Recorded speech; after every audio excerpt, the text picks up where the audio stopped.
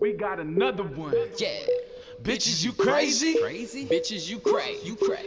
Yeah, you must be crazy. Bitches, you cray. I've been on it on the daily. I've been on it day to day. Every day. I've been on it day to day. They say I'm so disrespectful. I say whatever I like. That's real. If you got it, homie, I'ma take it from you. I don't even bother and think about it twice. These bitches so fucking stressful. Probably just wasting my time. But she kinda fine. I'ma hit a line and bite a nut. I'ma make her mine. Stepping on the gas on the fast lane. My fuck around and turn into my pathways. You might need to steer clear from my pathway. Will be the fucking man to my last days. Never understood a motherfucker trying to go against us. That was too silly. Ain't no switcher sweeter than that pussy. Set the money, baby. Nothing new, really easy. We got another one. Yeah. Bitches, you crazy? Bitches, you cray. You cray. Yeah, you must be crazy. Bitches, you cray. I've been on it on the daily. I've been on it day to day. Every day, day to day. They say you're white boy, you crazy. I flew to the A, could they pay me? And now I want fucking, she basic. I'm off all these drugs, feel amazing. It's every day I hear that fake shit. And why she obsessed with my favorites? I hit it like 5 times in row with no losses. Need more rings from my hand, I'm saving. I get what I want, man, that's great. That sex that she asked for, that's crazy. But I'm still gon' hit it like switch, bitch, I'm saucing like curry from 3. Don't you go try, this my lane. The weed strain we smoke is propane. Gassing bitches every day. I'm passing bitches every day like Easy. Yeah. Yeah.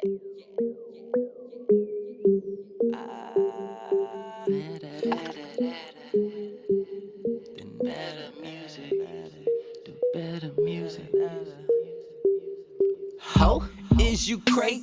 Yeah, you ain't fucking up my day. Sounding like repeat. That AK. Bang. Speaking of that AK, blast past that endo.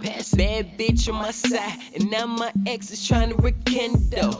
No, you should've stuck around like a day one. I still keep it pimpin', let the cake come. You gonna hate on the side cause your cake come. We might fuck your bitch, then blaze one. Rolling back to back with Dutchess. I been still a nigga y'all couldn't fuck with. I'm rapping tracks like I'm rapping my lunches, and I don't get that the niggas I don't fuck with. So fuck it, I'm gone. Nigga.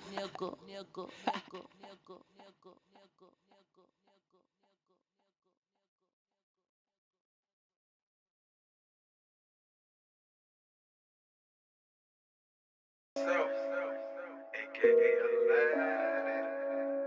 I don't even rap though. You niggas can't rap, not even a little bit. You niggas don't trap, not even a little bit. You niggas stay cap, more than a little bit. You niggas not act, not even a little bit. Not even a little bit, not even a little bit. Heard some of the lines, wasn't even feeling it. Seen them offline, wasn't really living it. No, I can't rock, not even a little bit. You niggas can't rap, not even a little bit. You niggas don't trap, not even a little bit. You niggas stay cap, more than a little bit. You niggas not act, not even a little bit. Not even a little bit, not even a little bit. Heard some of the lines, wasn't even feeling it. Seen them offline, wasn't really living it. No, I can't rock, not even a little bit. Kaboom, look who's in the room, like Dr. Doom with the static flow. About to go off on you niggas cause y'all don't deliver the proper status quo. About being trappers or rappers, that don't matter. I'ma kill it with a natural flow. I'm not your average Joe, talking cars or clothes, or I'm out here fucking all the baddest hoes. I put the shit behind me like a ladder road. Now I'm on the road to show you lying ass niggas how to rap, not about trap, but to elevate, to be great and hit your souls. Turn to switch your rhymes up like an audible. I'm so tired you niggas lying like I don't know that you work at the grocery store and really don't got a chance to push that door. I got a lot on my mind, I don't got no time to hear y'all lines with fake shit. If you did that crime or did that time, bring clever lines and make sense. Some of y'all so basic, the auto-tune be having y'all doom and y'all think it's greatness, but really your flow is copy and pasted. Just popping pills and getting faded. Shooting guns is how we banging. Dogging bitches and ducking cases, that's the same shit everybody be saying. That's why the rap game tainted. Not original when you create it. Y'all just wanna be what you see on TV, and it got me saying niggas can't rap, not even a little bit. Niggas don't trap, not even a little bit. Niggas stay cap, more than a little bit. You niggas not act, not not even a little bit, not even a little bit, not even a little bit. Heard some of the lines, wasn't even feeling it. Seen them offline, wasn't really living it. No, I can't rock, not even a little bit. Niggas can't rap, not even a little bit. Niggas don't trap, not even a little bit. Niggas stay cap, more than a little bit. You niggas not act, not even a little bit, not even a little bit, not even a little bit. Heard some of the lines, wasn't even feeling it. Seen them offline, wasn't really living it. No, I can't rock, not even a little bit. I don't be in the street making moves, but I got a few homies that really do. Lying on myself, something I don't do. There's street codes and y'all tend to break the rules. While lying your raps, what you got to prove? Not being yourself is how you lose. I'm giving truth, then living proof that being yourself is really cool. But see, you gotta be G by yourself with nobody looking. You ain't gotta be a thug to get it out the mud to turn nothing to something. So I think it's time for y'all to quit fronting with the hustling. Cause even mainstream niggas ain't real. It's about time y'all enhance y'all skills. Rap about something that I can't feel. Gotta be from the heart and it gotta be real. That's for real. It's time to kill all mama rap cause I ain't feeling it. Whack ass lines ain't good for the spirit. I respect the ones that's living it, but not the ones that's pretending. Cause them niggas lame. You niggas can't rap, not even a little bit. Niggas don't trap, not even a little bit. You niggas stay cap, more than a little bit. You niggas not act, not even a little bit. Not even a little bit, not even a little bit. Heard some of the lines, wasn't even feeling it. Seen them offline, wasn't really living it. No, I can't rock, not even a little bit. You niggas can't rap, not even a little bit. Niggas don't trap, not even a little bit. You niggas stay cap, more than a little bit. You niggas not act, not even a little bit. Not even a little bit, not even a little bit. Heard some of the lines, wasn't even feeling it. Seen them offline, wasn't really living it. No, I can't rock, not even a little bit.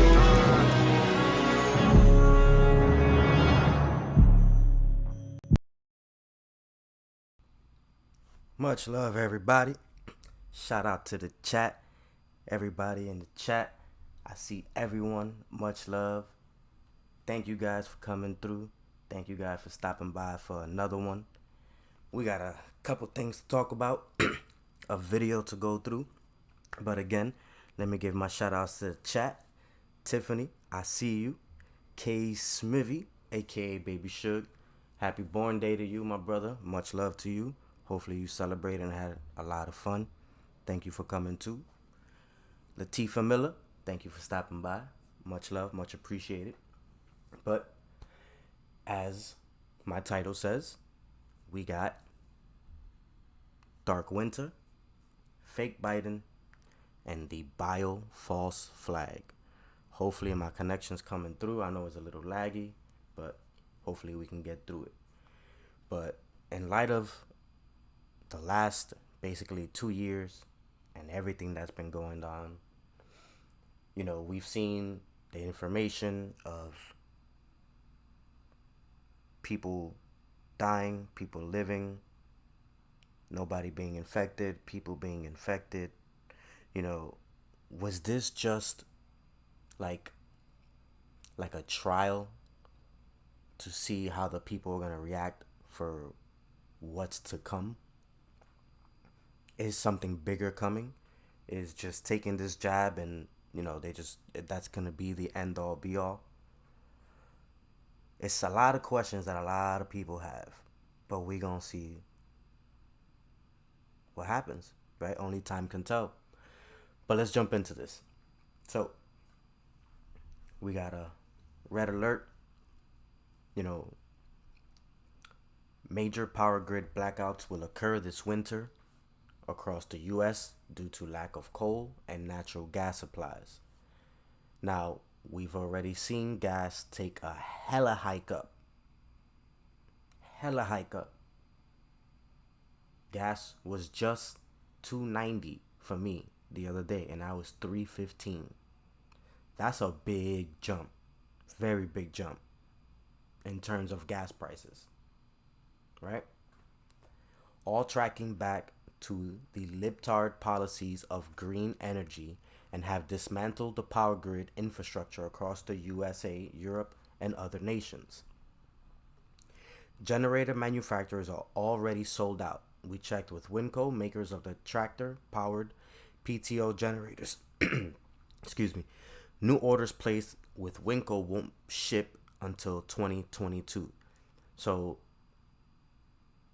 the generators that are in the stores now is what's in the stores. Now, I'm not telling you guys go out, run, and go get these care packages and start buying, you know, the 6-month supplies of stuff. But just make sure you're prepared, family. Because a lot of crazy shit is going to happen, and it's only going to get worse. Smaller generator units are being wiped out of retail. This weekend may be the very last weekend anyone can find generators, and it's only October. The real blackouts should be expected in January, February of 2022 when temps drop and power grid demand surges. We saw what happened in Texas when they had that blizzard and the power grid going down and homes couldn't be heated. What happened then? Was that another trial run to see what would happen with Texas? Those who bought electric cars, of course, will be stranded. Food company Augustin Farms just issued a letter to its suppliers declaring it will cease operations for 90 days, stating Augustin Farms cannot fulfill any orders at the time. A lot of companies are going to start shutting down. And what's everybody saying? Oh, they're hiring. Get a job. When a lot of companies will be shutting down. The company is having critical supply chain failures combined with extraordinary demand. This is happening across multiple chains. The Health Ranger store will have... Yeah. You are watching a movie. It's all theater. Meanwhile, the indie media has now widely confirmed that fake President Joe Biden has been staging his Oval Office press conference from a soundstage located in the Eisenhower Executive Building in D.C. We have photos in this today's podcast below. But check this out. You see his ear right here? Like, we're going to zoom it in there, right? Looks crazy. Man, weird. Look at the zoom they got. It's like you could peel his face off. That's crazy. See, zoomed in, you can see both the rectangular skin. Mask tag near the ear.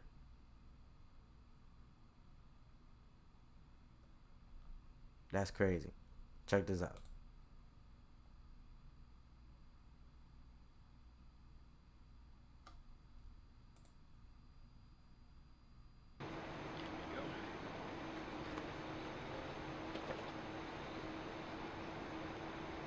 Really easy to put on. These joints be looking mad real. My fitment's really good. Really And look at his face.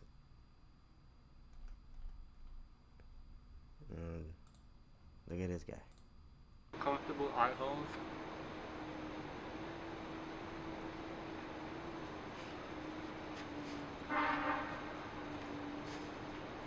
This is the first edition mask. Peel his face off right here, man. That's crazy. But yeah, people, like I said, you know, a lot of the real news is not coming out, which is going to affect a lot of people. You know, we got fake Biden going around thinking he's really, you know, the president. You know, we're watching a movie. It's like I said, it's all theater. More people reporting on this. Given the fake Oval Office, like, look, he's not even in the Oval Office. Like, what are we doing, people? Your man's is not even in the Oval Office. President Joe Biden was photographed receiving a COVID-19 vaccine booster shot recently with a televised event that was shot in front of a backdrop styled to look like the White House interior. The set features fake windows that display a digital view of the White House Rose Garden. So they got these big ass TVs on the windows of these fake windows showing a view of the outside and shit. Then on Wednesday, the president held another event, a virtual gathering with business leaders. Is this the video? No, this is not the video of it. With business leaders in front of the digital Windows display.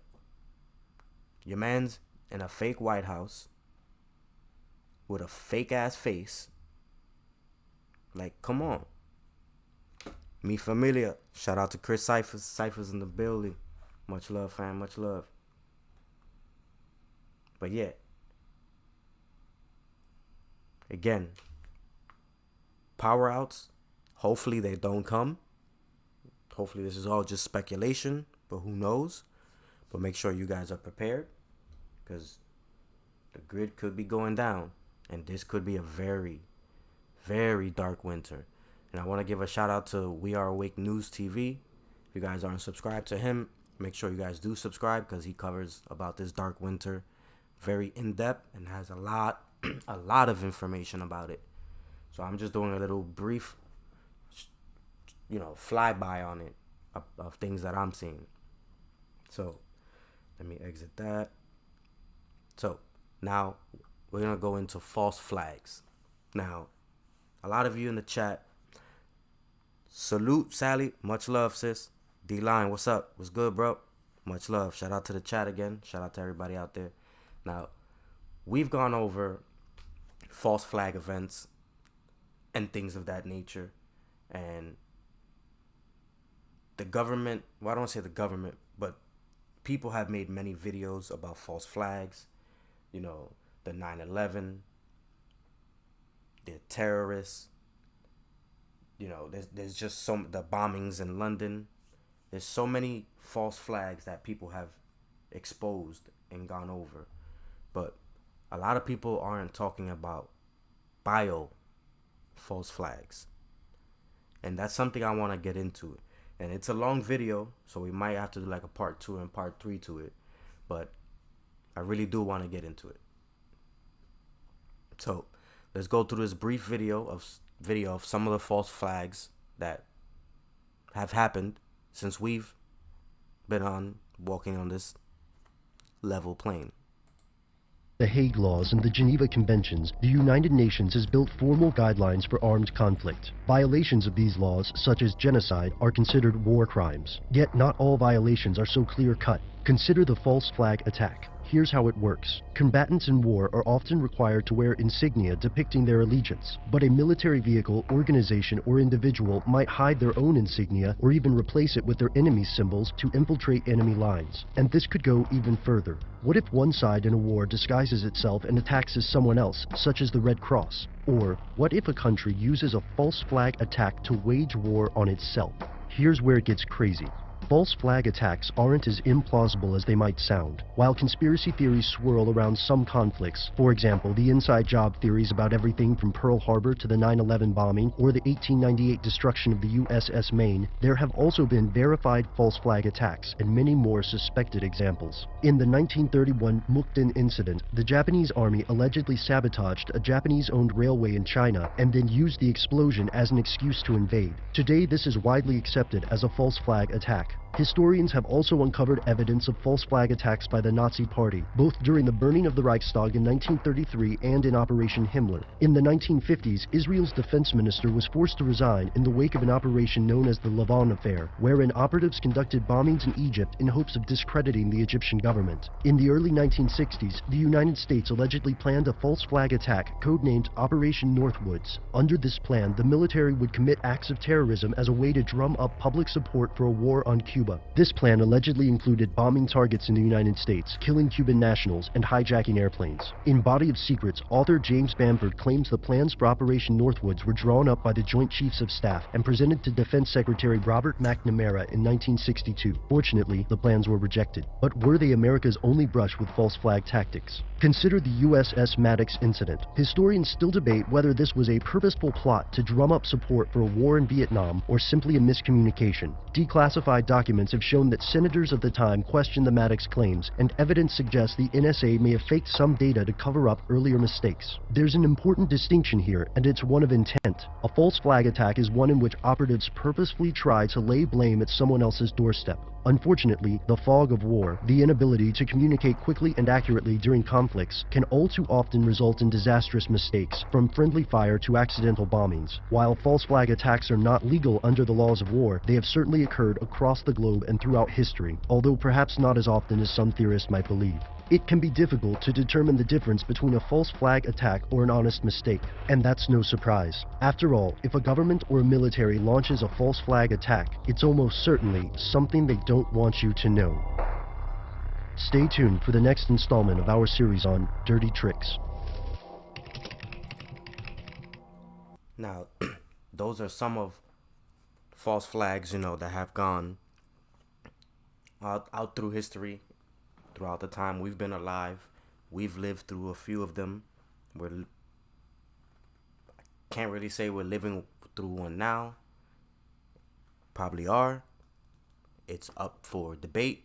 You know how YouTube gets. But I don't know. I might get a big ass freaking strike off this stream, because this might be a little much what I'm about to present and show. But it is what it is. We're here to wake up the people and show alternative news and a different perspective to certain things. So I'm a big fan of this guy right here. I don't want to say it because YouTube picks him up and starts banning his videos. He was a big guy on YouTube. YouTube took him out, but you can catch him on other platforms. He came out with something called a bioterror false flag in 2008. This is a long time ago, but this has so much reference to today, for today. So I was thinking maybe we can watch this together. So given the times today, and we see the crisis that's going on with the terminal illnesses of what everybody's supposedly catching, could it be a false flag?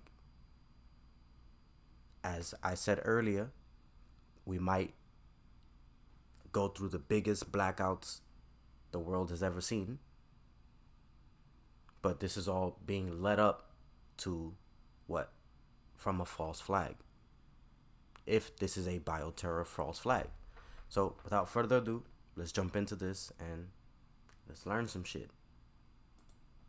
Today we're going to be revisiting the archives, but in fact we're going to be pulling something out from even earlier in the Corbett Report history, namely episode 60 of the Corbett Report podcast on a bioterror false flag. Extremely important information. It was important back then in 2008 when this podcast was first released in the midst of the war on terror paradigm and fretting about the Al-Qaeda phenomenon. It is, as I say, no less relevant today, perhaps even more so now that we are being introduced to the new scare paradigm, the scaradime, if you will, the biological false flag, the biological warfare, the biological agent scenario is no less relevant today. In fact, maybe more so. So I will leave this podcast. The visuals, of course, have been added by Brock, but the audio is the same as it was presented 12 years ago. I think this information is extremely relevant, and as always, the show notes will be there with all the links to all of the information. So please use this information, take it on board, and I think just as the medical martial law episode had to be updated in light of recent events, I think in light of recent events we'll have to update this podcast and take a look at the new biological scaradime from this perspective and see what other cookie crumbs along the trail have been laid in the past 12 years. But without further ado, here is episode 60 of the Corbett Report, represented. Shout out to Sherelle. Thank you for that. This is for educational and entertainment purposes only. I am not a doctor. I'm just a regular, organic human being, and I would like to stay that way. For your viewing pleasure. Salute, big dog. Infamous, what's good, Infamous?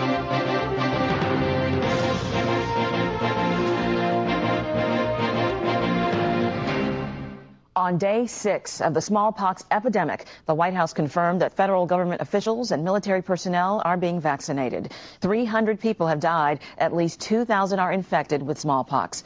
Smallpox symptoms are being seen in 15 states, also in Canada, Mexico, and England. The U.S. smallpox vaccine supply continues to shrink as officials try to stretch limited stocks to cover the entire nation. An official announcement regarding the remaining vaccine inventory is expected later today.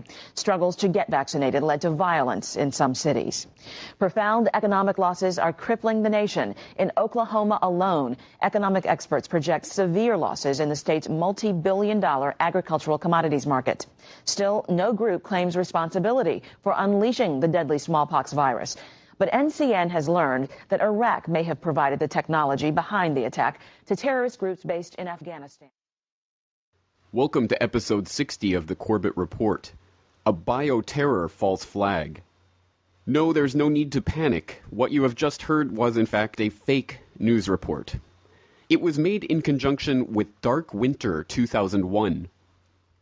Dark Winter was a bioterror exercise organized by the Center for Strategic and International Studies and held at Andrews Air Force Base in Washington, D.C. on June 22nd and 23rd of 2001. This exercise brought together senior former officials from various U.S. government administrations to play the role of National Security Council members reacting to a bioterror release. In order to give a heightened sense of realism to the simulation, these fake news reports were concocted and screened by the members participating in the exercise. Of course, as listeners to the Corbett Report will remember from episode 20, drills can often be used to implement the very thing that they are simulating, as was the case on 9/11. Another way these drills are used is to prepare the public psychologically to accept the very things that are happening in these exercises. Numerous bioterror exercises and simulations and drills taking place across the country on a weekly basis will help to make the threat of bioterror a very real one in the public mind, however unlikely such a release actually is. This is part of a conditioning process that is going on numerous levels of our society, taking place throughout the media, and of course, in Hollywood. And you see a movie like I Am Legend, based on the 1950s book that's been the Mega Man and a bunch of others. And it's all about martial law, crackdowns on cities, how everybody died. They even admit that it's a cure for cancer virus that goes wild. It's a cancer virus that makes you immune to cancer. And then it kills 90% of the world's population. And then 10% is left, but only 2% is immune. The other 8%, turn into just psychopathic killers. Just absolutely crazed. But see, it's not big in Hollywood with this stuff. No, you just get diabetes, you just get Crohn's disease, you just get cancers all over and you just die. There's nothing fancy about it. You're not going to be bench pressing 800 pounds like I Am Legend when you're flopping around dying in your house. And the government's running around posing as saviors. And the military and police and firemen think they're trying to save people as they're dropping dead. And as they get the news that mama and daddy and their wife and their kids are all dead back in Tennessee or Texas or New York. And I know you're going to cry your guts out years from now if the globalists do this. And a lot of you are going to wake up at that point. That's the big thing we got going for us, is that the globalists are probably just going to go ahead and do all this the way things look right now. And people can self-censor and not talk about 9/11, and they can self-censor and try to be mainline. That's fine. You'll be flopping around dying. But when all that happens, and when you're burying your children, God forbid, just trying to get this, get real here with you, then you're going to remember old Alex Jones. He'll probably be long gone then. And you'll remember and go, man, that guy said all this was going to happen. And yes, they clearly have it in the cards. They've said we're going to have a bio release. Bush has said, I don't know what'll happen under him or Hillary or whoever else comes. The point is, it's on the table. Now, a list of Hollywood movies in recent years that envision such an apocalyptic post-bioterror release scenario would be too lengthy to make here, but suffice it to say, numerous other researchers have pointed out this trend in Hollywood predictive programming. Granted that there is a concerted effort to condition the public to accept the reality of this bioterror threat, and also the reality of a coming pandemic which is going to annihilate so much of the population, what basis is there to think that there's anything sinister behind this? Isn't it reasonable to assume, after all, that the terrorists who would slam planes into buildings on September 11th would also be plotting bioterror attacks, which would be even more deadly? Well, once again, it's not difficult to ascertain that this plot goes well beyond some bearded men in caves working with satellite phones and laptops on the other side of the world to coordinate a shadowy group of international terrorists. And I just want to bring something up real quick, guys. This was from 2008, and it's so relevant today. 2008. Again, shout out to everybody in the chat. Thank you guys for coming through. Much love, family. Terrorists who were in fact created by the CIA in the 1970s. No, indeed, the plot runs much deeper than that, and an indication of that came several years ago. In the Globe and Mail, on Saturday, May 4th, 2002, this article. Scientists' deaths are under the microscope. Quote, "It's a tale only the best conspiracy theorist could dream up. 11 microbiologists mysteriously dead over the span of just 5 months. Some of them world leaders in developing weapons-grade biological plagues. Others the best in... And that happened during the height of, this recent shit that's been going on. A lot of doctors, a lot of people were going missing. But that wasn't coming up in the news. And I brought that up in a lot of videos that were taken down. We're not conspiracy theorists. We're conspiracy realists. There's a big difference. Figuring out how to stop millions from dying because of biological weapons. Still others, experts in the theory of bioterrorism. Throw in a few Russian defectors, a few nervy US biotech companies, a deranged assassin or two, a bit of Elvis, a couple of Satanists, a subtle hint of espionage, a big whack of imagination, and the plot is complete, if a bit reminiscent of James Bond. The first 3 died in the space of just over a week in November. Benito Quay, 52, was an expert in infectious diseases and cellular biology at the Miami Medical School. Police originally suspected that he had been beaten on November 12th in a carjacking in the medical school's parking lot. Strangely enough, though, his body showed no signs of a beating. Doctors then began to suspect a stroke. Just 4 days after Dr. Quay fell unconscious came the mysterious disappearance of Don Wiley, 57, one of the foremost microbiologists in the United States. Dr. Wiley of the Howard Hughes Medical Institute at Harvard University was an expert on how the immune system responds to viral attacks, such as the classic doomsday plagues of HIV, Ebola, and influenza. He had just bought tickets to take his son to Graceland the following day. Police found his rental car on a bridge outside Memphis, Tennessee. His body was later found in the Mississippi River. Forensic experts said he may have had a dizzy spell and have fallen off the bridge. Just 5 days after that, the world-class microbiologist and high-profile Russian defector Vladimir Pasachnik, 64, fell dead. The pathologist who did the autopsy, and who also happened to be associated with Britain's spy agency, concluded he died of a stroke. And what's crazy is, I always forget the guy's first name, but his last name is Webb. In the 90s, he was, I believe, a LA police officer, and he was cracking down that Biggie and Tupac's death was linked to, inside government Masonic shit, and he was exposing a lot of shit. And they said he committed suicide. They said he shot himself twice, not once. He shot himself twice in the head, committing suicide. So he gave himself a 2-tap in the head. Okay, does that make sense? But that's what we're told, and people go with it. Dr. Pasachnik, who defected to the United Kingdom in 1989, played a huge role in Russian biowarfare and helped to figure out how to modify cruise missiles to deliver the agents of mass biological destruction. The next 2 deaths came 4 days apart in December. Robert Schwartz, 57, was stabbed and slashed with what police believe was a sword in his farmhouse in Leesburg, Virginia. His daughter, who identifies herself as a pagan high priestess, and several of her fellow pagans, have been charged. Dr. Schwartz was an expert in DNA sequencing and pathogenic microorganisms who worked at the Center for Innovative Technology in Herndon, Virginia. 4 days later, Guyan Van Sett, 44, died at work in Geelong, Australia, in a laboratory accident. He entered an airlocked storage lab and died from exposure to nitrogen.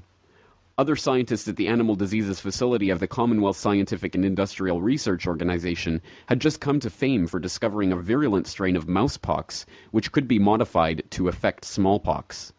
The Russian microbiologist Viktor Korshinov, 56, an expert in intestinal bacteria of children around the world, was bashed over the head near his home in Moscow. 5 days later, the British microbiologist Ian Langford, 40, was found dead in his home near Norwich, England, naked from the waist down and wedged under a chair. He was an expert in environmental risks and disease. 2 weeks later, 2 prominent microbiologists died in San Francisco. Tanya Holzmeier, 46, a Russian who moved to the U.S. in 1989, focused on the part of the human molecular structure that could be affected best by medicine. She was killed by fellow microbiologist Guiyang Huang, 38, who shot her 7 times when she opened the door to a pizza delivery. Then he shot himself. The final 2 deaths came one day after the other in March. David Wynne Williams, 55, a respected astrobiologist with the British Antarctic Survey that studied the habits of microbes that might survive in outer space, died in a freak road accident near his home in Cambridge, England.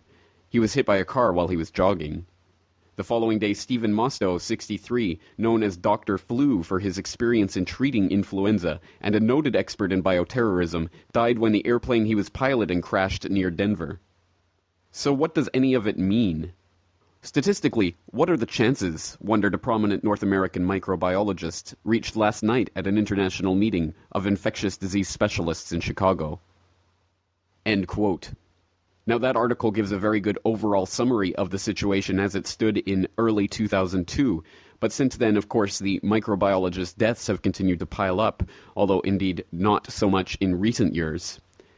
To follow more on the story, you can take a look at articles like The Mysterious Deaths of Top Microbiologists at whatreallyhappened.com, or Microbiologist Death Toll Mounts as Connection to DynCorp, Hadron, Promise Software, and Disease Research Emerge, from Michael Rupert's From the Wilderness reporting team on Rents.com.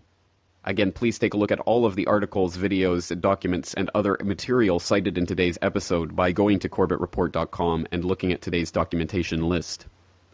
Certainly, for those who realize that 9/11 was an inside job, there is something to worry about in the idea of a bioterrorism false flag, which may or may not be on the horizon. Looking to get more information about the likelihood of such an attack and the vectors that it might take, I recently contacted Mike Rivero. Mike Rivero is the host of What Really Happened Radio on GCN, and also the webmaster of whatreallyhappened.com, a website that's been around since the mid-1990s, and provides links to excellent stories and information from around the web on a daily basis. Mike Rivero himself is a keen researcher and has a vast knowledge of current events, and I would suggest you check out his radio show and his website, whatreallyhappened.com.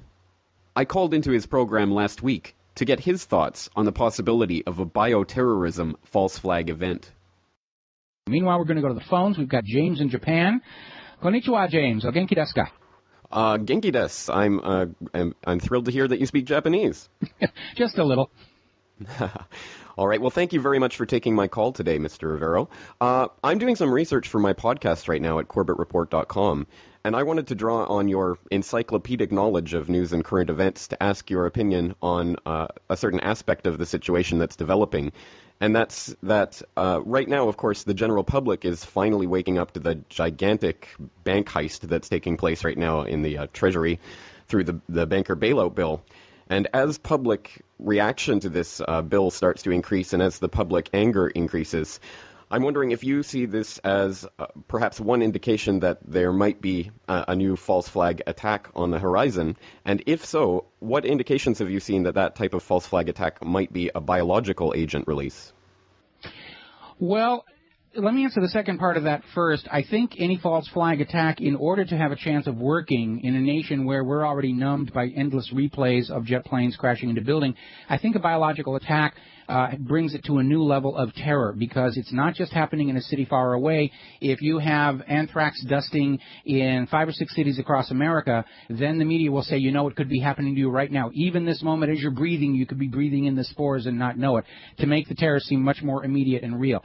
So I would say that, if they're going to try another false flag attack, it's probably going to be a biological threat. It's probably going to be anthrax, because there's no secondary communicability with anthrax, so they don't have to run the risk of a runaway contagion that would actually cause more harm to the country than they're planning to do. But that being said, I'm less concerned that one is really going to happen. I'm sure it's being planned and war gamed out, and they're thinking about it and preparing for it. But I think when it gets right down to it, they're going to look around and they're going to look at how few people buy the official story of 9/11, and they're going to sit there and say, there's a real chance we could pull this off, and they're going to know immediately that it's not the dead guy Osama bin Laden, or it's not the Muslims and stuff. All it's going to take is one really embarrassing mistake. I mean, the last time when they actually arrested Mossad agents right on 9/11 itself, they were able to keep the wraps on that. Now you've got a very skeptical and a very angry population. It's a much, much different environment in which to try and pull off a swindle like that. They might try and do it. I can't rule that out, but I think anybody who's objectively looking at the possibilities of success of such an operation has to be saying, the odds are not good that we're going to be able to succeed in pulling this off. So I'm sure it's been war gamed out, and they've thought about it and maybe even made some plans for it. I'm thinking that hopefully cooler heads will prevail, and they're not going to try something, because it would be really stupid, I think, at this point for them to try. Well, I certainly hope that you're correct in that assessment, and I certainly would like to think that the 9/11 Truth Movement has gone a long way towards exposing that tool of false flag terror and hopefully breaking it. But in the event that that isn't, in fact, the case, and they are, in fact, perhaps planning some type of false flag event, what do you think about the list of dead microbiologists, and how do you think that plays into this story? Do you think that's a red herring, or is it an important issue? I think it's an important issue for two reasons, and we're getting into the kind of hypothetical situation here, but one of two cases applies. Either these are people who were aware of the development of a synthetic disease organism to be used for this kind of a biological attack, or these are simply the people who might be most able to effectively and rapidly put together some kind of a cure or defense to something, and they had to be gotten out of the way. But we've seen, the execution of And I don't want to look this up live, guys, because if I look it up live, I'll probably get an immediate shutdown. You can look it up yourself. Just look up doctors mysteriously disappeared between 2020 and now, and you will be surprised at how many doctors have disappeared, how many doctors have been silenced. A lot of doctors were even going on this platform before getting shut down and saying that they're being silenced. They're being told to do certain things a certain way, and they weren't abiding by what the status quo wanted because they didn't want to follow the narrative. Microbiologists has kind of faded lately, and either we've run out of them or somebody changed their mind about what they were going to try. In any event, if they do use anthrax as their pathogen of choice, that's kind of a known quantity, and I'm not sure what the microbiologists would have really had to do with that. If, on the other hand, they're using some kind of artificial synthetic flu virus, they're going to call it the bird flu, but you remember about 10 years ago they were up in the Arctic digging up victims of the Spanish flu and trying to rebuild that virus, and everybody was saying, why are you doing that? Because everybody here who survived, we're immune to it. But they were up there digging it up and playing with it.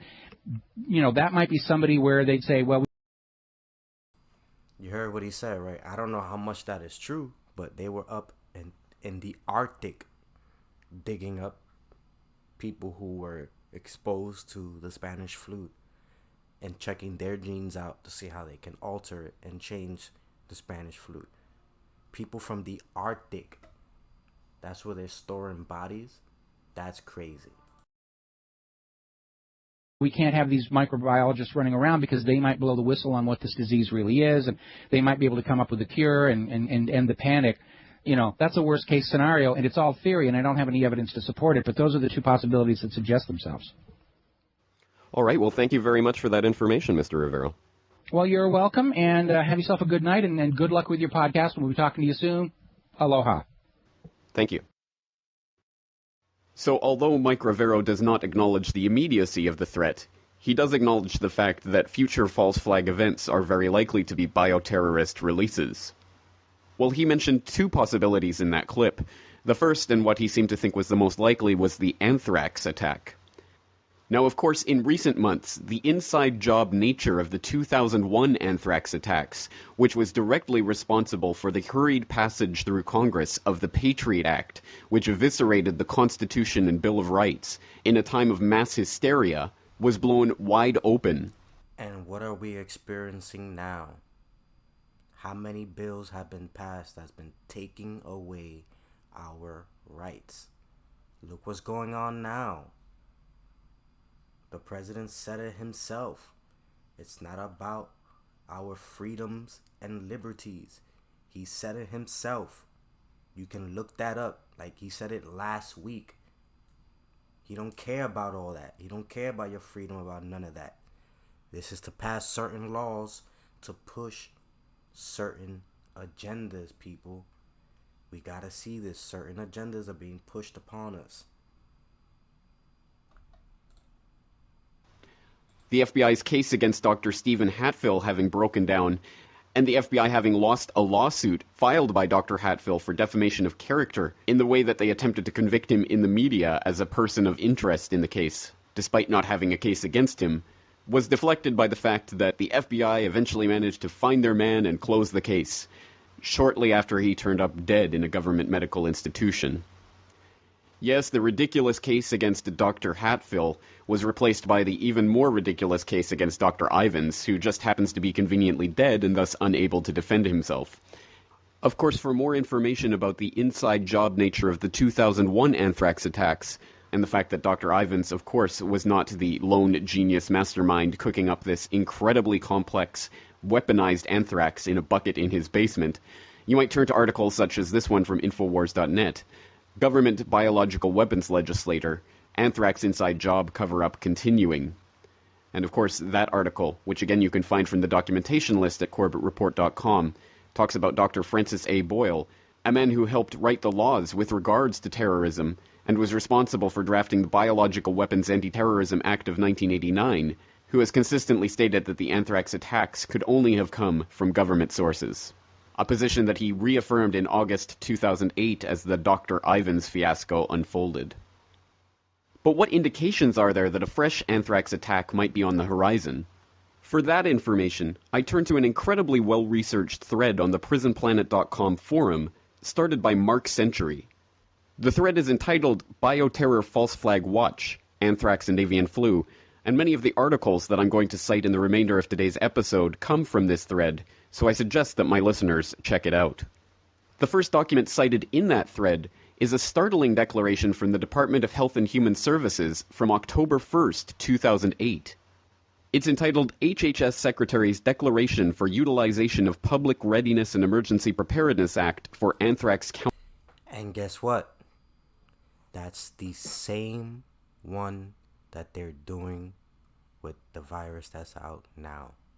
This is why you can't sue anybody for taking what they're forcing the people to take.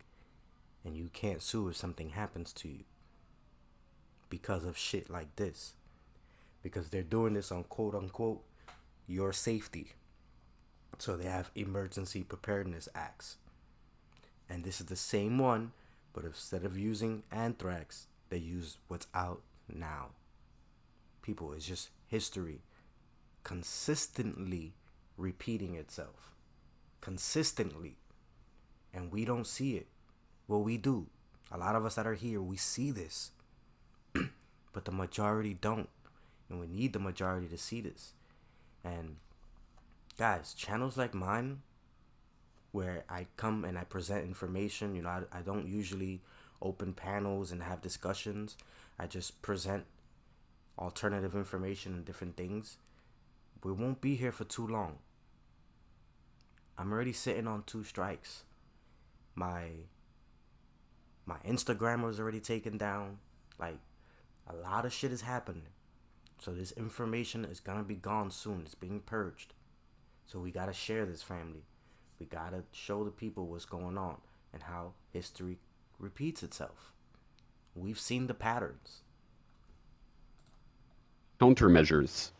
The summary of this declaration reads, quote, Declaration pursuant to Section 319F-3 of the Public Health Service Act, 42 U.S.C. Section 247D to 6D, to provide targeted liability protections for anthrax countermeasures based on a credible risk that the threat of exposure to Bacillus anthracis and the resulting disease constitutes a public health emergency. End quote.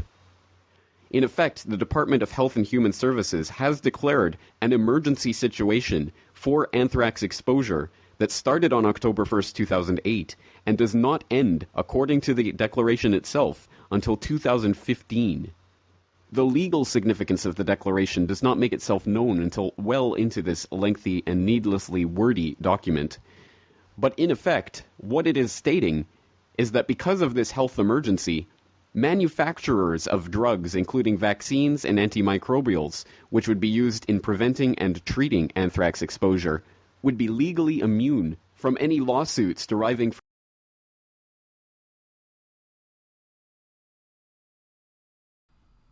Matter of fact, I'm going to show you guys that right now real quick.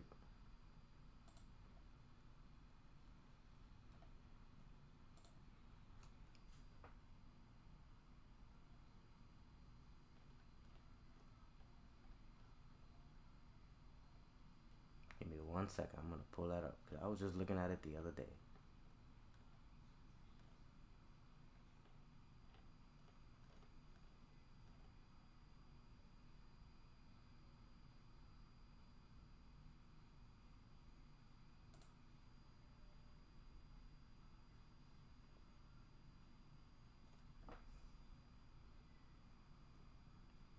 Here we go. So, the same thing. The Public Readiness and Emergency Preparedness Act. The same thing that happened with anthrax.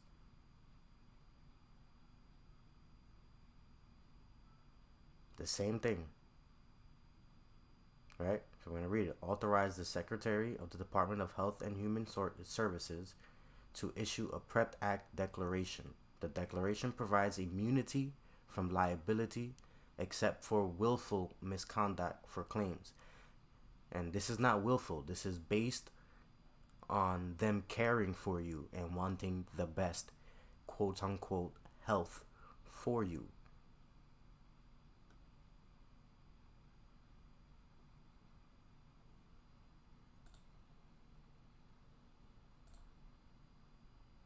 We gotta get with the times, people. from the ill effects of the medications themselves. That is to say, if these vaccines or other antimicrobials and antitoxins were to prove in themselves harmful, these manufacturers would of course be legally off the hook. On the same day that this declaration was made, in October 1st, 2008, a pilot program was announced in Minneapolis-St. Paul for letter carriers to deliver emergency anthrax medication to all households in the city in the event of an anthrax bioterror release. According to articles, this program was previously successfully tested in Seattle, Philadelphia, and Boston. This is on the heels of a San Diego Post Office article that exposes an anthrax emergency drill which recently took place in San Diego. Once again, we find the public being conditioned to accept that an anthrax attack is imminent, and we are in a heightened state of alert at the moment, with a new emergency declaration having been recently declared. Now, of course, one angle on all of this, including the declaration itself, is that these companies being provided this legal immunity for their vaccines and medications might just be part of big pharma corruption, seeking to take advantage of hysteria caused in the media by this terror threat. Now, that angle is covered by a Raw Story article entitled "Well-Connected Drug Company Obtains Anthrax Vaccine Contracts Despite Side Effects." This article reads in part, quote, "Two former high-ranking health officials with close ties to the Bush administration helped a Michigan-based pharmaceutical company secure sole-source multi-million-dollar federal contracts for the purchase of its controversial anthrax vaccine," a Raw Story investigation has found. Last month, Emergent BioSolutions announced that the Department of Health and Human Services intended to purchase more than 18 million doses of its Biothrax vaccine for the Strategic National Stockpile. The strategic stockpile is set aside for civilian use during a large-scale emergency, such as a bioterrorism attack or natural disaster. Once finalized, the contract will be the largest of its kind for Emergent's anthrax vaccine. Biothrax is the only FDA-licensed vaccine for anthrax in the United States. The Pentagon has used it for the military's mandatory anthrax vaccination program for the last 10 years, though not without problems. Although the military continues to publicly claim the vaccine is safe and effective, thousands of soldiers suffered adverse reactions And what are we told now? That it's safe and effective. And what have we been seeing? That shit is, we don't know. It's not what they're telling us, right? Actions ranging from mild to severe. End quote. Indeed, the anthrax vaccine being stockpiled by the US government to be used in the event of a bioterror release is not an uncontroversial medicine. Last fall, the U.S. military reinstituted mandatory vaccination against anthrax for America's armed services for troops likely to be deployed overseas. But many service members question whether any country actually has weaponized anthrax, and they worry that the real enemy is the vaccine itself. The exclusive story of one service member who has refused the anthrax vaccine and the controversy over its safety is tonight's Weekend Journal. I'm more worried about this vaccine than I'm worried about bullets. Stationed overseas in a combat unit, this soldier told CBS News he refused the mandatory series of 6 shots after military buddies who got them died. Nor does he believe there is a real threat of an anthrax attack on U.S. troops. I've never, in my military career, ever seen anybody come in contact with anthrax. I've never seen anybody taken from the battlefield because of anthrax. I just do not see the legitimacy in the anthrax shot. He asked CBS not to reveal his identity in order not to further aggravate the commanders who will decide his future. After 15 years in the military, he could be court-martialed. I think my career is over. I mean, I've pretty much... Court-martialed just because he's worried about his health. Guys, I'm telling you, this stream is going to get taken down. They're going to take away the video. But, fuck it. Came to that conclusion that my career is going to be over. A guy who fought for his country. A guy who went out for his country and did what his country wanted. And just because he was concerned about what they were trying to give him, they're trying to court-martial him, lose his entire career, his pension, everything he fought for the country. Damn. Over no matter what. I've been diagnosed with chronic fibromyalgia, chronic fatigue. Former Navy man Luis Hernandez says there is cause for concern. A 51-year-old New Yorker, he says he got sick after getting 4 anthrax vaccine shots in 2003 and was finally discharged from the military last month. I have a cyst in my head. I have white matter stuff in the front of my skull. Hernandez's medical records list symptoms including migraines, cognitive dysfunction, and chronic joint and muscle pain. He says Veterans Administration doctors told him he had a mystery illness. Now he's participating in a new study of the effects of the anthrax vaccine conducted by the Vaccine Healthcare Center, a little-known department at Walter Reed Army Medical Center. Well, they told me that the symptoms that I had, they had noted in other service members that had anthrax vaccines, and they just didn't know the remedy, how to fix this. Anthrax vaccination for members of the military first became mandatory in 1998, though in 2004, a federal court halted the involuntary vaccinations, saying the vaccine had not been properly approved by the FDA. The FDA gave final approval to the vaccine in 2005, and last fall, the Defense Department announced the resumption of the mandatory program. According to the Pentagon, some 1.5 million service members have received the shots. We know that anthrax is deadly, and it's potentially that they could be exposed. Colonel Randall Anderson, director of the Military Vaccine Agency, says the vaccination program is essential. We have a licensed vaccine. I think that we deserve it to our service members to protect them. And defense officials say while there are side effects, the vaccine is safe. All the different independent committees that have looked at this vaccine have said the anthrax vaccine is as safe as any other safe vaccine. But the Government Accountability Office says that's impossible to say because the vaccine's long-term safety has not been investigated and data on short-term reactions are limited. The GAO says that 84% of vaccine recipients experience adverse reactions. And even material by the Institute of Medicine given to CBS News by Colonel Anderson says the vaccine is reasonably safe but relatively crude by current standards and calls urgently for a new and modernized vaccine. And the manufacturer's own insert in the vaccine warns of deaths associated with it. The Pentagon says it is not aware of any fatalities. No deaths? No deaths associated with this anthrax vaccine. Still, this soldier is asking. You see how they lie in your face? They never can tell us the truth. Ever. Ever. Everything's, you gotta dig. and then once you present it, you're wrong, but you're showing the proof. Asking one thing of his country, good science to protect him and his comrades, not just a shot in the dark. There's been more complications from the anthrax vaccine than there has been from anthrax contact. I mean, that is fact. So I don't see what justification they have for making this mandatory. And a personal disclosure, at the beginning of the Iraq War, I was one of dozens of journalists embedded with American forces, in my case, the 4th Infantry Division. I received the anthrax vaccination and did not have any adverse reaction. Of course, because she is on TV, major network, and we know that the 6 major networks, how they're controlled, she has to make that public discretion that she is okay. So once again, we have pharmaceutical manufacturers continuing to dispense medicines that they know are harmful, have very serious side effects, and in some cases even kill those that receive it.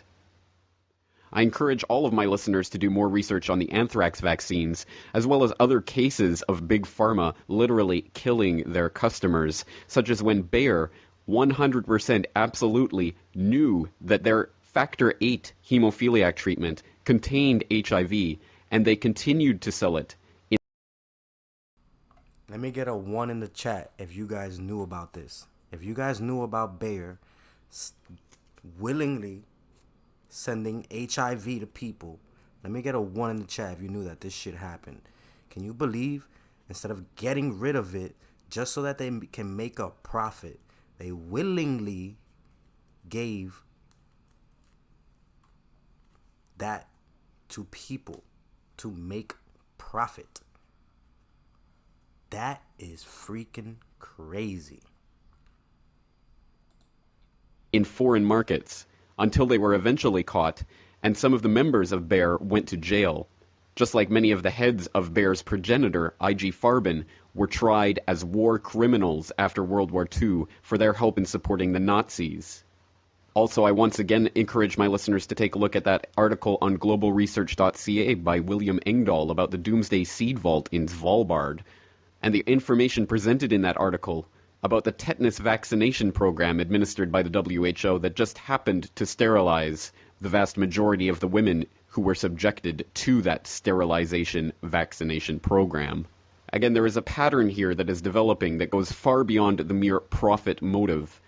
And there is an underlying ideology espoused by many of the people who own the companies and are in a position of power to direct Big Pharma's activities from the very top, who would like to see a vast majority of the human population eliminated from the planet Earth. But perhaps that's just conspiracy theory, so we will cover this again and again and again in future episodes of the Corbett Report podcast. But for now, let's turn to another aspect of the bioterror false flag possibility. That is, bird flu.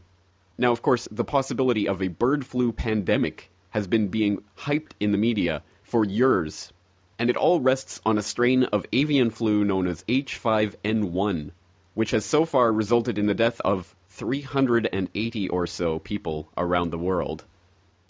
Hardly a staggering sum, but one that for some reason the Bush administration decided was enough to warrant a $4 billion expenditure by the Department of Health and Human Services to prepare for what has been called officially, quote, the inevitable pandemic.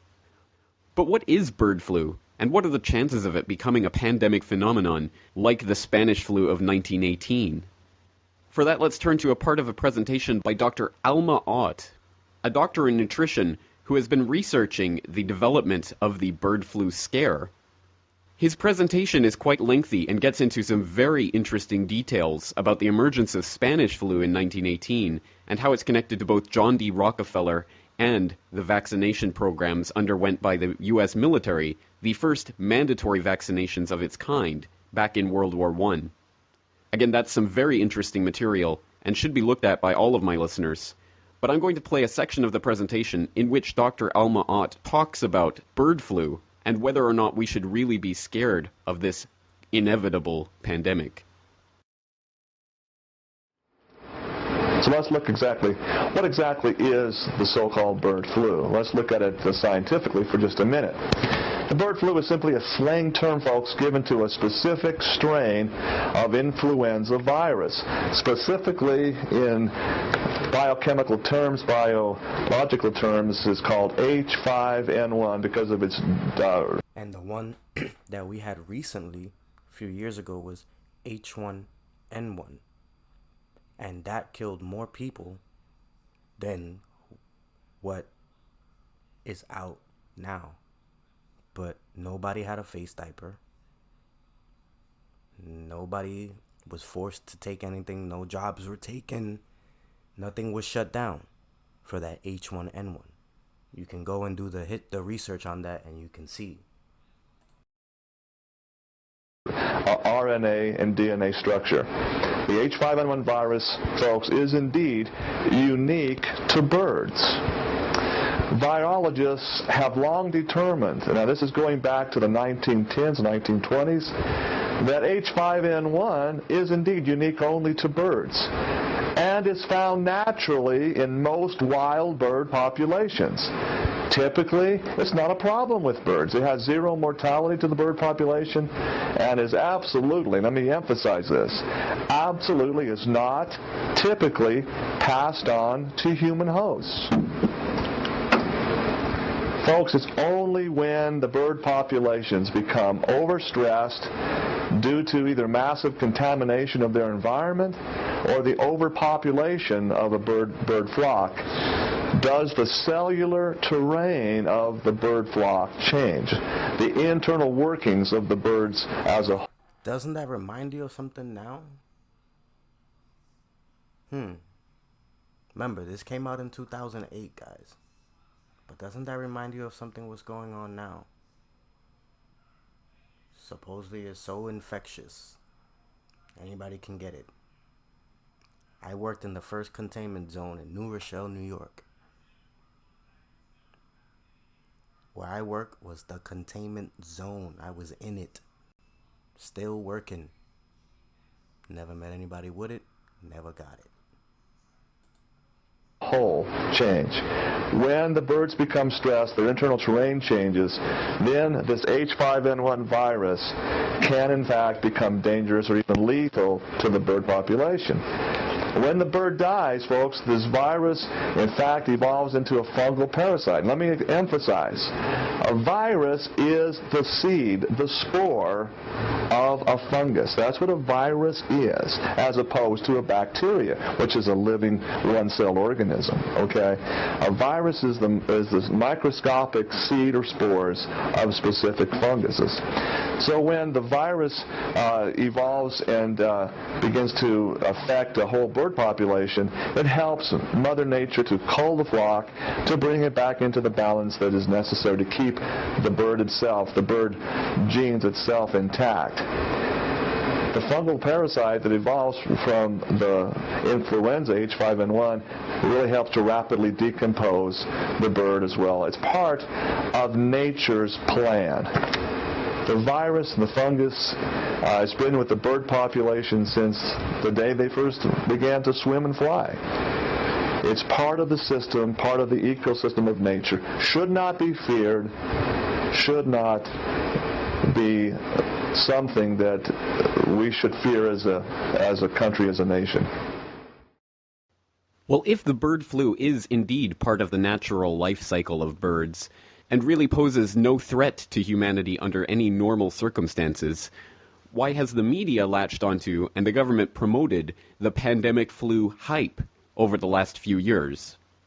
Well, of course, the profit motive comes into it as always, and that can easily be seen by the fact that it is a matter of public record that Donald Rumsfeld, the former Secretary of Defense, in fact has stocks in the company that owns Tamiflu, which was for years promoted as the solution to a flu pandemic, as the wonder drug that could reduce the effects of the flu. It's not difficult to see, therefore, how someone of Donald Rumsfeld's stature would be able to... And we gotta remember, guys, in Western medicine, they like to subdue the issue. Subdue. They don't give you anything to treat it. You're just treating the symptoms, not what's giving you the symptoms. That's what we've seen from Western medicine, which is why people get hooked on medication, because they're treating symptoms versus the illness. Keep that in mind, people. Use his position and influence to create a media hype to in fact increase his own personal wealth. And I think most people can understand that base level of corruption. But the horrifying truth is that there might be a much darker...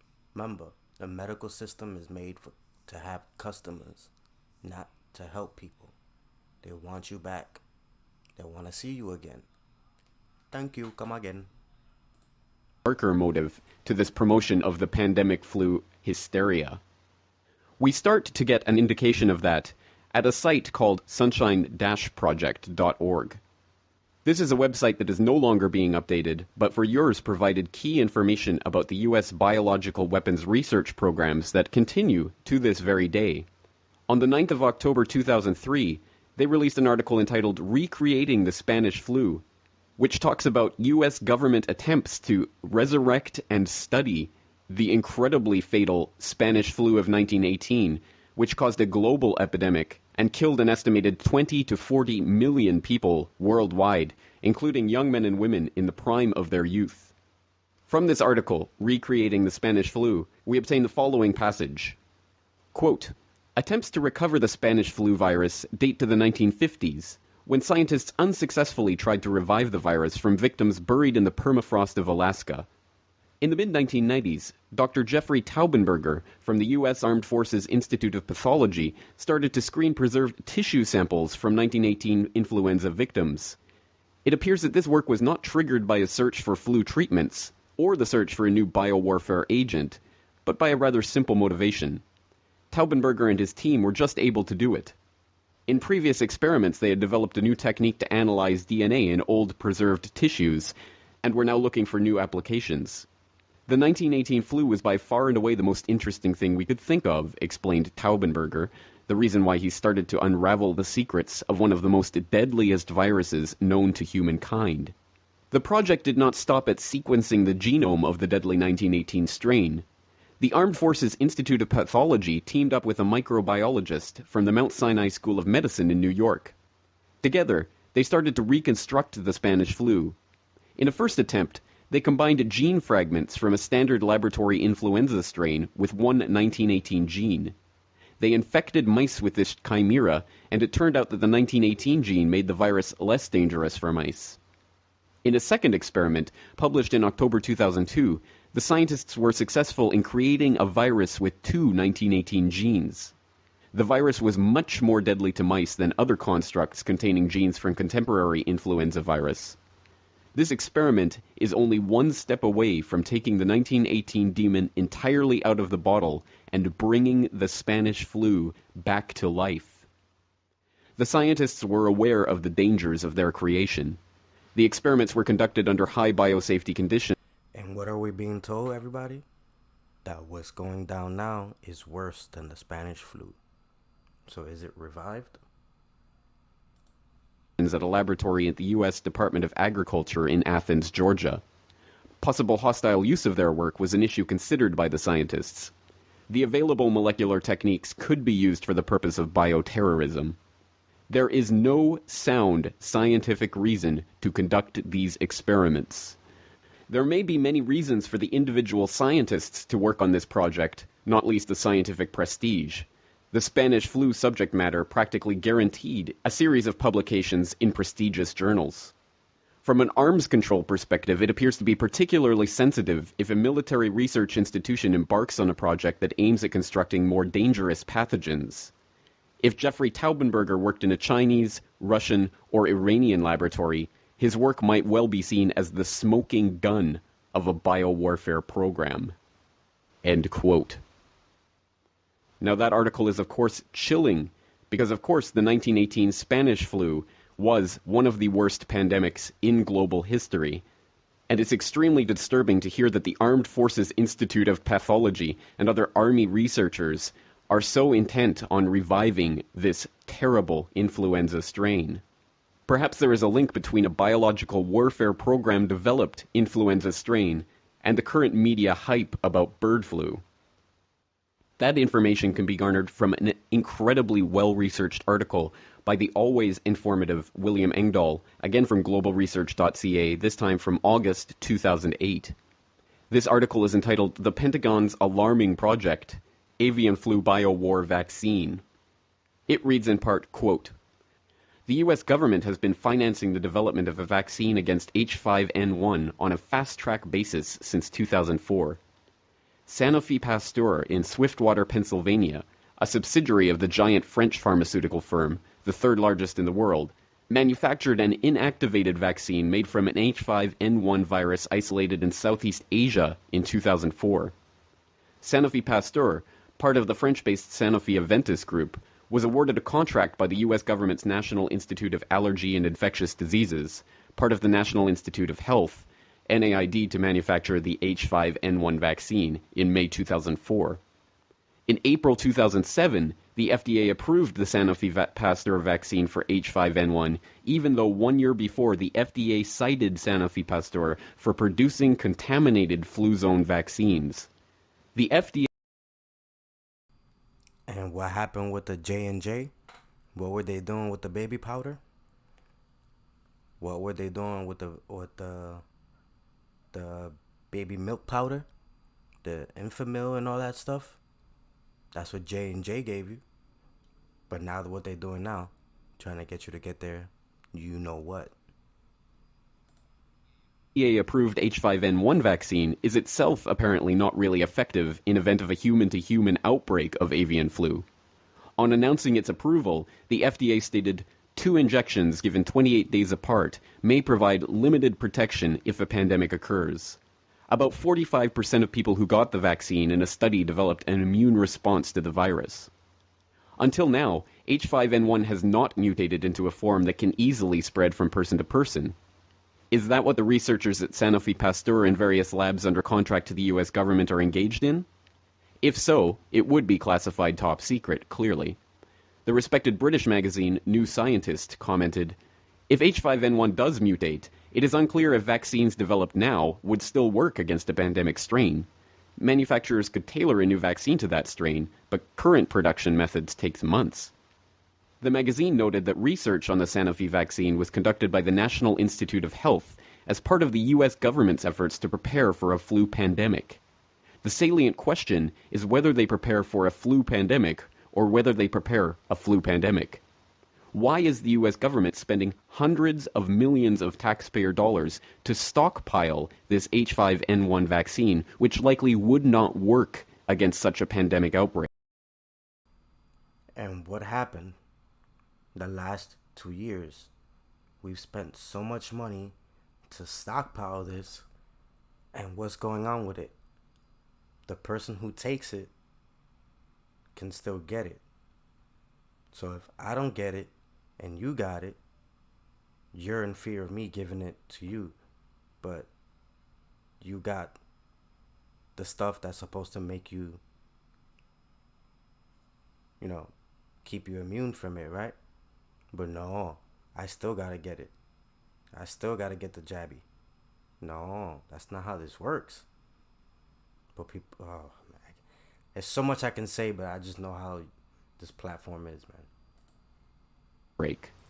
On July 2nd, 2008, the London Daily Telegraph newspaper reported 3 Polish doctors and 6 nurses are facing criminal prosecution after a number of homeless people died following medical trials for a vaccine to the H5N1 bird flu virus. The report added that the medical staff from the northern town of Grudziądz were being investigated over medical trials on as many as 350 homeless and poor people last year, which prosecutors say involved an untried vaccine to the highly contagious virus.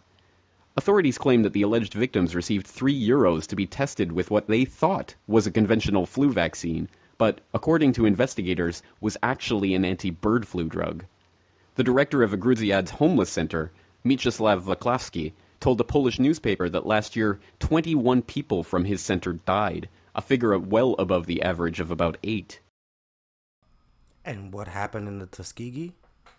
They were told that they were giving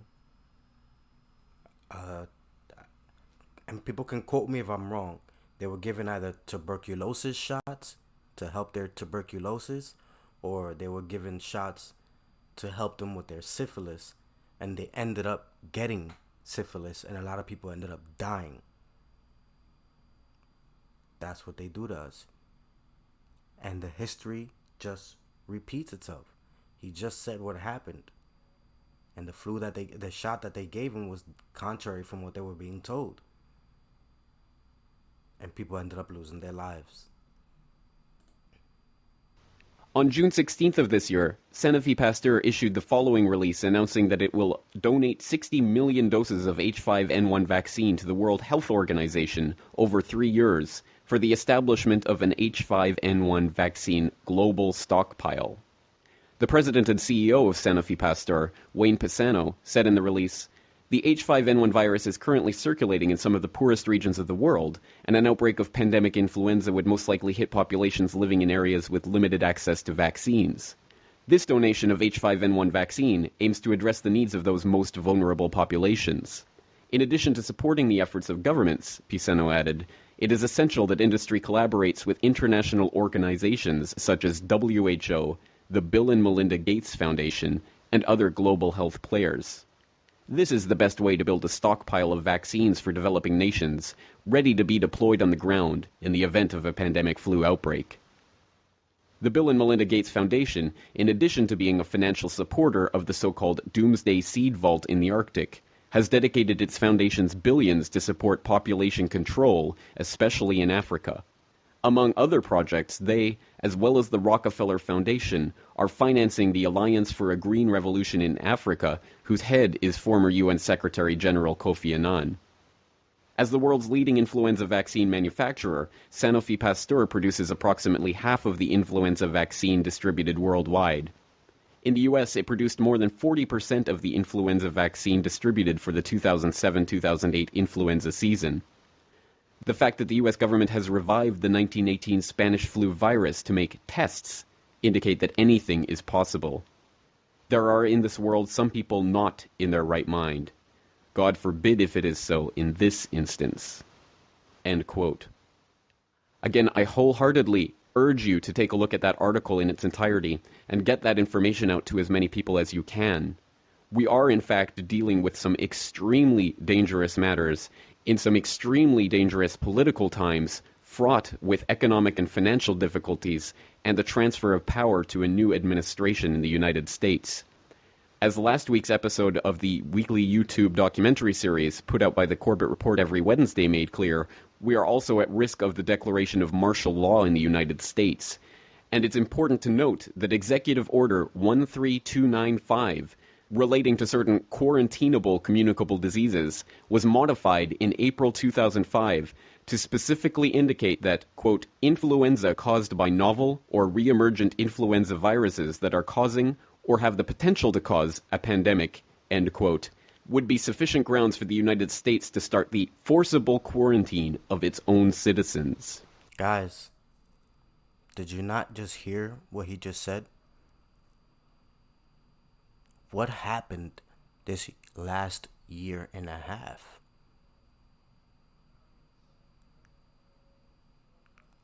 This has all been played out right in front of our eyes. Bills signed secretly so that the future can be in their hands, and we are willfully giving it to them. Let's play that little part back. Was modified in April 2005 to specifically indicate that, quote, influenza caused by novel or re-emergent influenza viruses that are causing or have the potential to cause a pandemic, end quote, would be sufficient grounds for the United States to start the forcible quarantine of its own citizens. Again, it's not difficult to see how a bioterror false flag event could benefit those at the very top. But the very thought of recreating the Spanish flu, which killed 20 to 40 million people worldwide, as some sort of bioweapons agent in some ploy for political power, is again difficult for the average non-psychopathic person to get their mind around. It's important to take a step back and look at the true end game of the people who are puppeteering this system and how it could possibly even be imagined that such bioterror threats would be wittingly unleashed by governments against their own populations. Hello friends, James Corbett here, CorbettReport.com. As I'm sure you know by now... That's big, guys. Like, I was going to do this in 2 parts, but we had a lot of people ago.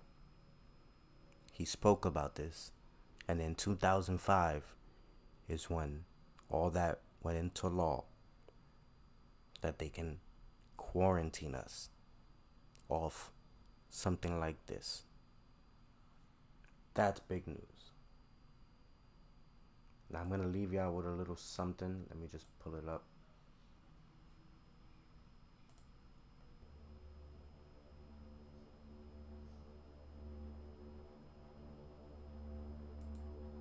Guy out there up in the mountains. Yeah, I'm just going to leave y'all with this. Can't show the video, but I'm going to leave y'all with the audio.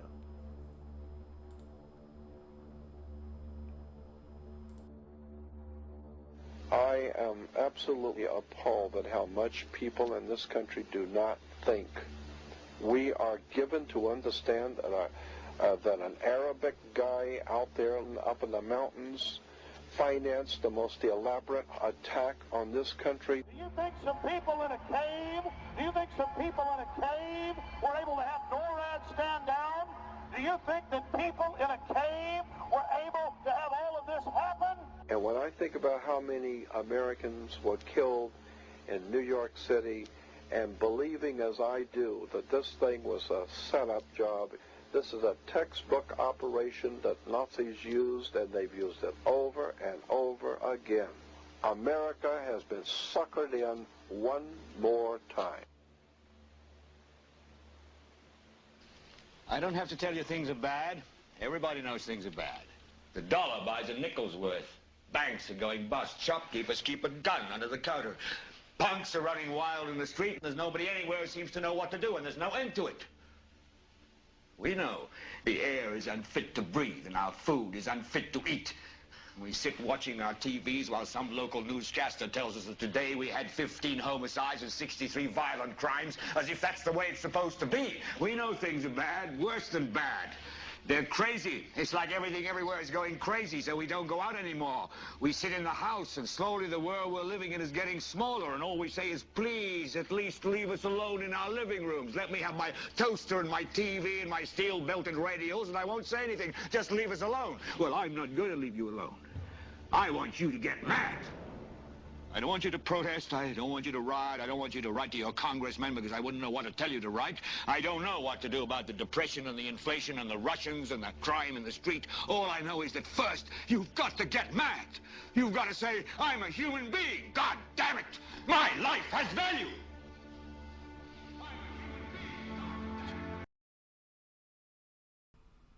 Much love to everybody. Guys, thank you so much for supporting the stream. The best way you can support the channel is to share the information. It's the best way you can support the channel. Share the information. Let the people know what's up. This is information from 2008 and is so relevant today. Shout out to Tiff. Thank you for coming through. Sherelle, thank you. Latifa, much love. Rashad, Infamous, Preach, thank you guys for coming through. Big Dog, Philly OG. I saw Bronze, much love. Chris Cypher's in the building. Shout out to the Smokers Lounge. Make sure you guys subscribe to the Smokers Lounge. Shout out to K Boogie, my noogie. K Boogie with the hoodie. Happy born day to you once again. Shout out to Greedy Vegan, Infamous Styles, TD Freelancer. I saw you out there. Much love. Thank you for coming through. Thank you guys for everybody for showing love to the stream once again. Information is powerful. Information should be shared and not kept. Much love to everybody. And y'all can catch me on the flip side.